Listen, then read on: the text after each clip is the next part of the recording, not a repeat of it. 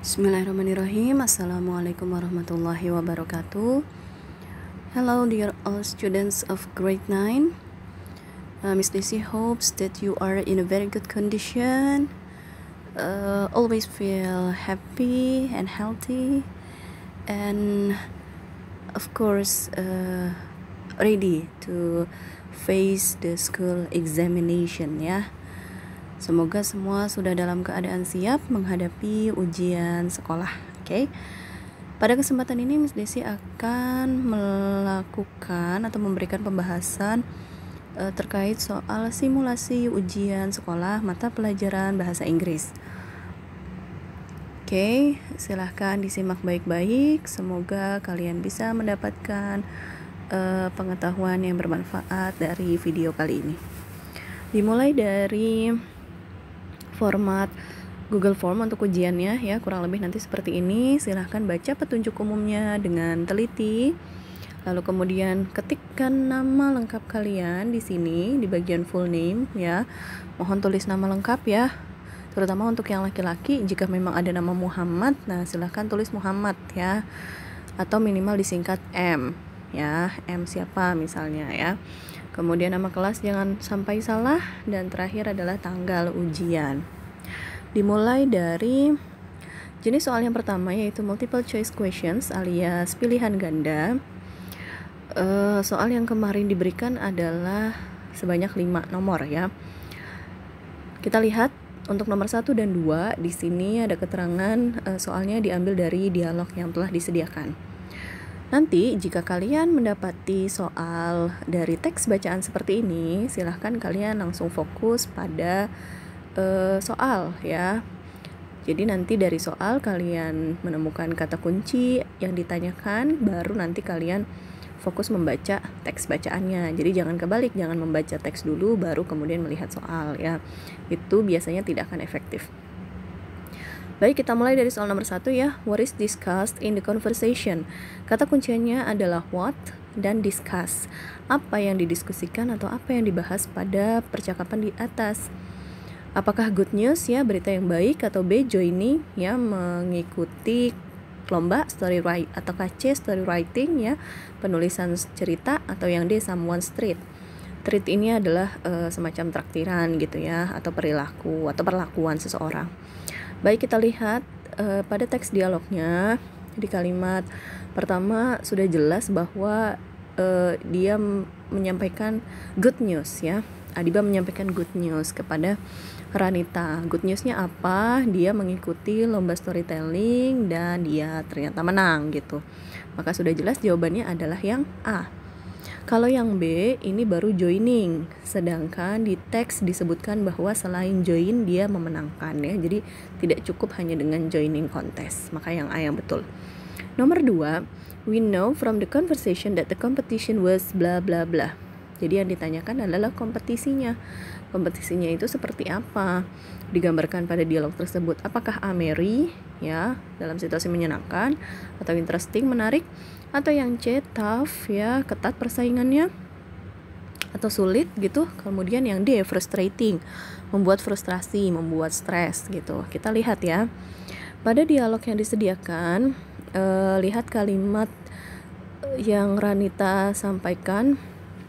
I heard it was a very competitive contest ya. Dia dengar-dengar kalau si lomba ini adalah lomba yang sangat ketat gitu kompetisinya. Terus Adiba membenarkan ya memang, karena dia bilang my rivals lawan-lawannya itu sangat bagus dan confident, sangat percaya diri, dan mereka memiliki kemampuan bahasa Inggris yang awesome ya, yang mempesona, yang menakjubkan gitu.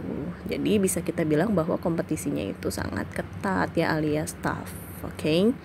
Kemudian nomor 3 sampai 5 dari teks pendek ya, dari ini semacam short message ya, atau pesan singkat. Nomor 3 kita lihat what is the writer's purpose to write the text. Kata kuncinya adalah purpose, yaitu tujuan. Apa tujuan dari penulis? Ya, kalau dari kalimat pertama kita lihat I'm sorry for canceling our plan ya. Jadi si dad-nya ini, ayahnya, meminta maaf karena dia membatalkan ya rencana keluarga tersebut untuk mengunjungi neneknya pada saat lebaran. Maka yang benar adalah tujuannya adalah jelas ya, yang D to inform the cancellation of visiting grandma ya, karena ada kata cancel juga sama ya. Kemudian yang nomor 4, what was their plan for the Lebaran day this year? Kata kuncinya di sini adalah was, maka yang telah lalu ya. Apa sih sebenarnya rencana mereka sebelumnya gitu untuk Lebaran kali ini? Karena di sini dijelaskan membatalkan rencana kita untuk mengunjungi nenek, berarti tadinya mereka punya rencana untuk mengunjungi nenek, maka jelas jawabannya adalah D, visiting their grandma. Kemudian nomor 5, I promise we will do it next year ya. Saya berjanji kita akan melakukan hal ini tahun depan, yang adanya di line 2 di baris kedua ya. Bisa kalian lihat itu adanya di kalimat terakhir. Pertanyaannya adalah the word it refers to bla bla bla. Nah, soal seperti ini akan muncul ya beberapa kali di soal ujian sekolah. Perhatikan, refers to artinya merujuk pada. Jadi kata ganti yang dicantumkan dalam soal itu menggantikan kata apa ya, itu cara kalian menjawab soalnya nanti. Saya berjanji kita akan melakukannya tahun depan. Melakukan apa tahun depan ya, karena tadi berhubungan dengan pembatalan rencana mengunjungi nenek, maka pastinya yang akan dilakukan ya mengunjungi nenek, maka jawabannya sama dengan nomor 4 yaitu visiting grandma. Oke, kita lanjut ke jenis atau bentuk soal yang kedua yaitu true false questions ya, alias soal benar salah. Jangan kebalik ya, true artinya benar dan false artinya salah. Kita lihat di sini ada teks kartu ucapan, jelas kelihatan dari kata congratulations ya, selamat, dan itu mudah sekali dikenali, artinya si penulis memberikan ucapan selamat kepada si penerima kartu gitu. Maka nomor 6, tanpa kita baca dulu, kita langsung ke soal ya. Nomor 6, di sini disebutkan pernyataannya adalah the purpose of the text, tujuan dari teksnya adalah to congratulate someone. Congratulate, ingat aja congratulations artinya selamat, congratulate artinya mengucapkan selamat. Betulkah? Betul, karena ada kata congratulations di dalam teks. True. 7, the card is written by Nabila's classmates. Kartunya ditulis oleh classmates, itu artinya teman sekelas, teman sekelasnya Nabila. Betulkah? Kita lihat yang namanya penulis kartu biasanya dimunculkan bisa di awal bisa di akhir ya. Kalau di awal nanti ada keterangan from, kalau di akhir berarti modelnya seperti ini ya, misalnya we are proud of you and bla bla bla, baru terakhir dikasih nama. Nah ini sudah jelas, nama di paling bawah ini nama penulisnya, bukan nama penerima ya. Dan penulisnya di sini disebutkan adalah Mr. Badruzzaman SP. Jadi kemungkinan ya karena ini konteksnya adalah student, murid, jadi kemungkinan si Mr. Badruzzaman ini entah guru atau entah kepala sekolah ya statusnya. Maka yang jelas beliau bukanlah teman sekelasnya Nabila. So jawabannya adalah false. Untuk soal berikutnya kita lihat ada pesan pendek lagi ya. Nah ini to Fatia ya, untuk Fatia dan seterusnya. Kita langsung ke soal nomor 8. Soalnya adalah Syafa menulis pesan tersebut untuk menyampaikan kepada Fatia bahwa dia akan datang ke rumahnya Fatia. Benar atau salah? Kita lihat. Justru di sini Syafa bertanya kepada Fatia, Fatia, apakah nanti siang kamu free? Ya, kosong jadwalnya. Kalau iya, please come to my house. Datanglah ke rumahku ya. Justru Syafa yang mengundang Fatia datang ke rumahnya. Maka jawabannya adalah false. 9. The students will do the English assignment this afternoon. Mereka akan mengerjakan tugasnya pada siang ini. Nah, kita lihat di sana, will you be free this afternoon? Kalau iya, datanglah ke rumahku ya. Maka betul akan mengerjakannya di siang atau di sore hari ini, hari tersebut.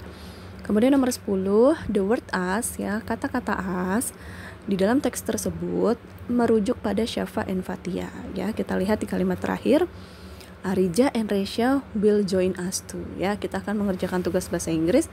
Si Arija dan Raisya juga akan bergabung dengan kita ya. Kitanya di sini of course ya, Syafa dan Fatia. Maka jawabannya adalah true.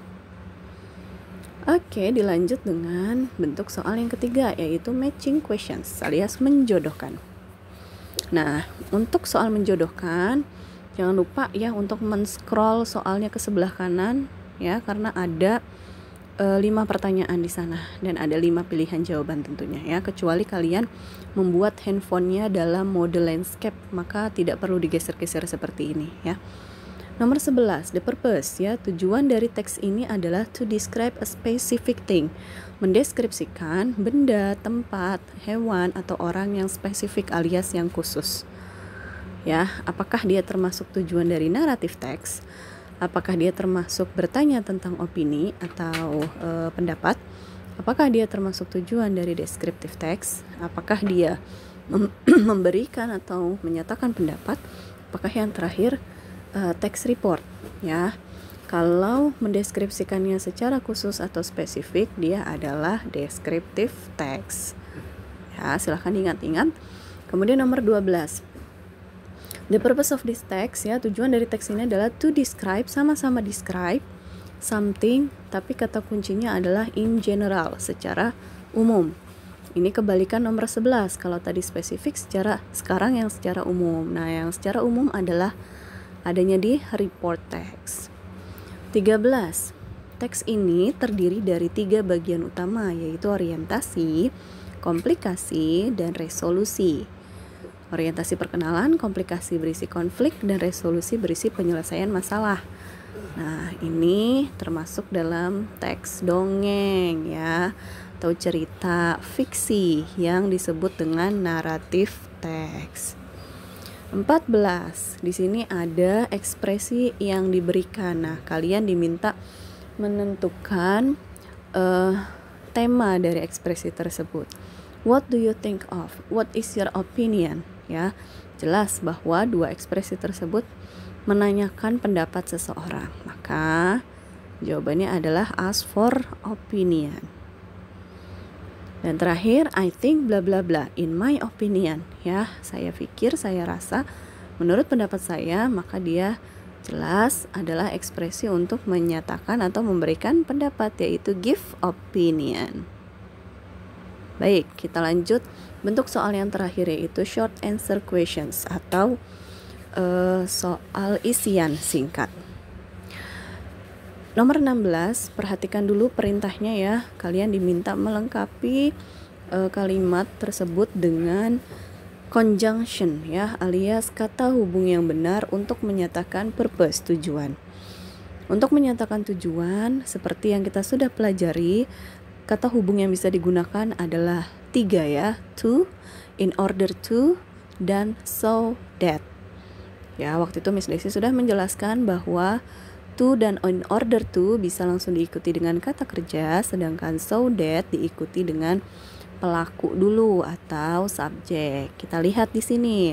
Satrio studies hard ya, Satrio belajar dengan tekun, dengan keras. Bla bla bla, he can get the best score ya. He, setelah titik-titik kita perhatikan he, ada subjek di sana. Maka yang betul adalah kata hubungnya so that. 17. Masih dengan perintah yang sama, namun dengan kalimat yang berbeda. Perhatikan, I always use a dictionary. Saya selalu menggunakan sebuah kamus. Titik-titik, find the meaning of new words.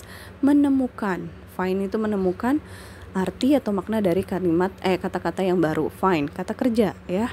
Maka di sini bisa diisi dengan to atau in order to. Kalian bisa pilih salah satu ya jika menemukan soal seperti ini. Kemudian nomor 18. Perhatikan perintahnya, fill in the blanks ya, isi titik-titiknya dengan the correct to be yang benar, and form of the verb, dan bentuk kata kerja yang tepat. Yang di dalam kurung itu clean, nah maka itu yang harus kalian perhatikan ya, bentuk kata kerja yang tepatnya seperti apa. Dan jangan lupa diminta juga to be. Maka jawabannya ada 2 kata.